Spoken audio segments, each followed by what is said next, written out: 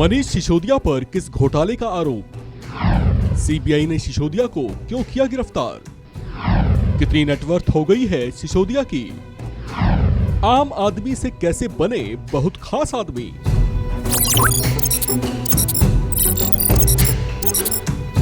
पत्रकारिता की दुनिया से सोशल एक्टिविस्ट बने, फिर रखा राजनीति में कदम, मनवाया लोहा और बने डिप्टी सीएम। अपने विजन और दिल्ली के सरकारी स्कूलों का काया पलटकर दिल्ली की जनता की नजरों में चढ़ने वाले उप मुख्यमंत्री के तौर पर पहचाने जाते हैं मनीष सिसोदिया, जिनके घर पर सीबीआई ने रेड की और उन्हें गिरफ्तार कर लिया। मनीष सिसोदिया पर दिल्ली में कथित एक्साइज पॉलिसी स्कैम का आरोप लगा है। वैसे एक और जब मनीष सिसोदिया के घर पर छापे पड़े, तब दुनिया की दूसरी ओर अमेरिका के प्रसिद्ध अखबार न्यूयॉर्क टाइम्स में मनीष सिसोदिया की तस्वीर के साथ दिल्ली के एजुकेशन मॉडल की तारीफ करते हुए एक विशेष आर्टिकल प्रकाशित किया गया है।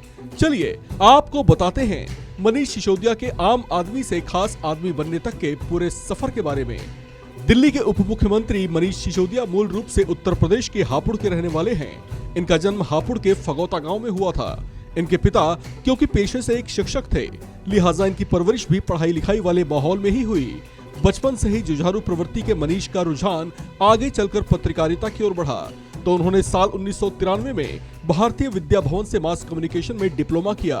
1996 में इन्होंने कुछ समय आकाशवाणी के साथ काम किया, जबकि 1997 से 2005 तक एक समाचार चैनल के साथ जुड़े रहे। इसी दौरान इनका परिचय भारतीय राजस्व सेवा के अधिकारी रहे अरविंद केजरीवाल से हुआ, जो उन दिनों सामाजिक सेवा के साथ साथ करप्शन के खिलाफ मुहिम चलाए हुए थे।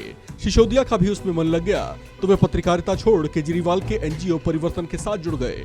इसके बाद इन दोनों ने मिलकर कबीर नाम से एक गैर लाभकारी संगठन का गठन किया।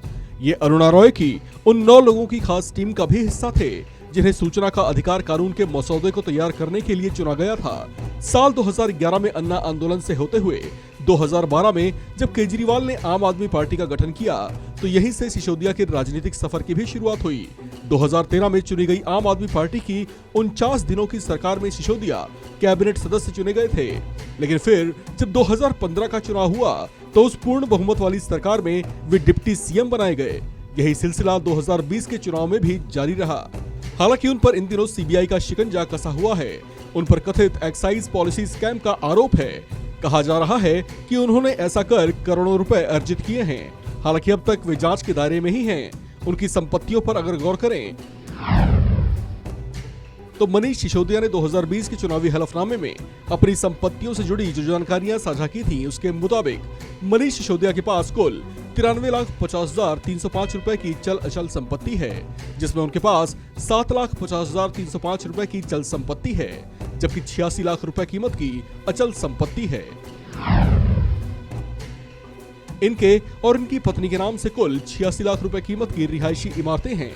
इनके पास किसी तरह की कोई खेतीहर भूमि या कोई गैर खेतीहर भूमि नहीं है। इस खबर में फिलहाल इतना ही। बाकी अपडेट्स के लिए बने रहिए वन इंडिया हिंदी के साथ।